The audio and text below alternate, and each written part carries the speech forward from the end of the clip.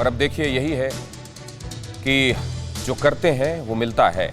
पाकिस्तान ने जो किया वो उसको मिल रहा है। पाकिस्तान पर बरकरार रहेगा आतंक का टैग। ये अहम खबर देखिए, पाकिस्तान पर आतंक का टैग बरकरार रहेगा। फाइनेंशियल एक्शन टास्क फोर्स की ग्रे लिस्ट से नहीं निकल पाएगा पाकिस्तान।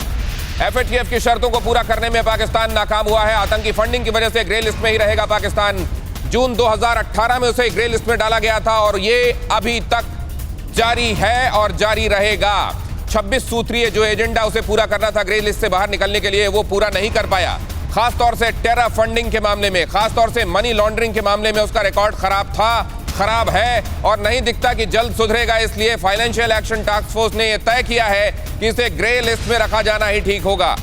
और अगर अब आने वाले दिनों में तय मियाद के अंदर वो अपने आप को ठीक नहीं करता है तो टेक्निकली फिर उसे ब्लैक लिस्ट में जाना होगा और जो थोड़ी बहुत मदद उसके लिए कहीं से संभव हो रही है वो भी जुटा पाना मुहाल हो जाएगा।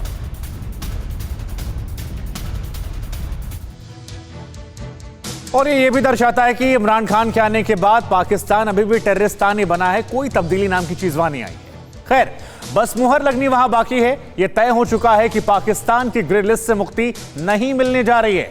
तो आइए अब उन बड़ी बड़ी चीजों को हम समझ लेते हैं जो मुश्किलें पाकिस्तान पर ग्रे लिस्ट में होने की वजह से आने वाली हैं।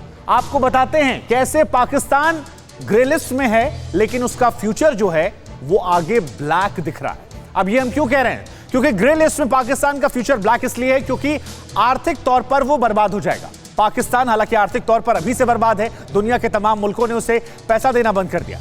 लेकिन बड़ी बात, अपने दोस्त तालिबान को समर्थन देना उसके लिए आसान नहीं होगा क्योंकि वो खुद आतंकवाद का तमगा लेकर घूम रहा होगा। उसके दोस्त चीन जैसे दोस्त अब खुलकर उसका पक्ष नहीं ले पाएंगे, दुनिया के सामने उसके स्टैंड को लेकर वो उतनी प्रमुखता नहीं दिखा पाएंगे। आतंकवाद को लेकर कार्रवाई का दबाव बढ़ेगा और जो बात भारत बार बार कहता है उसे पाकिस्तान को मजबूरी में करना पड़ेगा।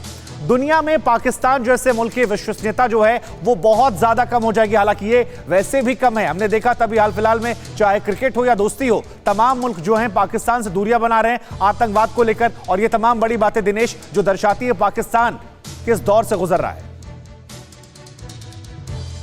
जी निश्चित रूप से, और एक्सपर्ट्स इसको किस तरीके से देख रहे हैं वो जानना भी बहुत ज़रूरी है। हमारे साथ मेजर जनरल शशि अस्थाना जुड़ रहे हैं, डिफेंस एक्सपर्ट। न जाने कितनी ही किताबें उन्होंने इस बारे में लिखी हैं, न जाने कितने तरीके से दुनिया को यह समझाने की कोशिश की है कि जिस राह में पाकिस्तान चल निकला है खुद तो तबाह होगा ही, बहुत सारे मुल्कों के लिए वो परेशानी का बायस बनेगा। योगेश गुप्ता, पूर्व राजनयिक, हमारे साथ इस चर्चा में शामिल हो रहे हैं। इरशाद अहमद खान कुछ ही देर में हमें ज्वाइन करने वाले हैं, नेता हैं पाकिस्तान मुस्लिम लीग नवाज के।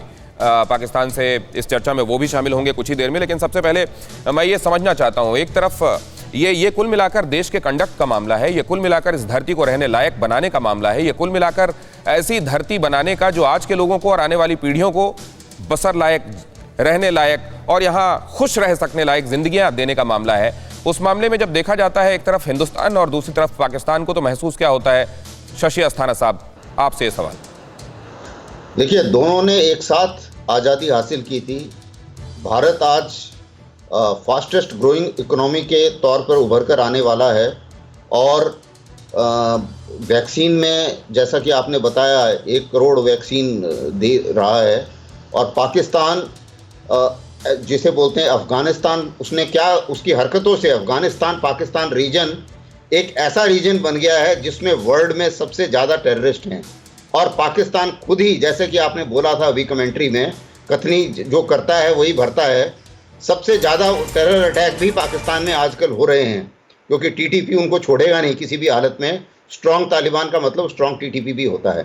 जहाँ तक ग्रे लिस्ट और ब्लैक लिस्ट की बात है, हमें पूरी उम्मीद थी कि वो ग्रे लिस्ट में ही रहेगा। ब्लैक लिस्ट में इसलिए नहीं रहेगा क्योंकि 3 कंट्रीज़ की सपोर्ट चाहिए उनको। ब्लैक लिस्ट, 3 कंट्रीज़ को मना करना चाहिए उनको ब्लैक लिस्ट में डालने के लिए। वो 3 देश हैं, चीन, टर्की और मलेशिया। अगर ये 3 हमेशा उनको ये बचाते रहेंगे। कारण ये है कि चीन ने अपना खुद का पैसा लेना है वहाँ से। चीन का जो वहाँ पर निवेश है वो ज़ीरो हो जाएगा अगर वो ब्लैक लिस्ट में चले जाते हैं। इसलिए वो चाहे अपना इंटरेस्ट हो चाहे पाकिस्तान का इंटरेस्ट हो, उन्हें उसको किसी तरीके से ब्लैक लिस्ट से बाहर निकालना है।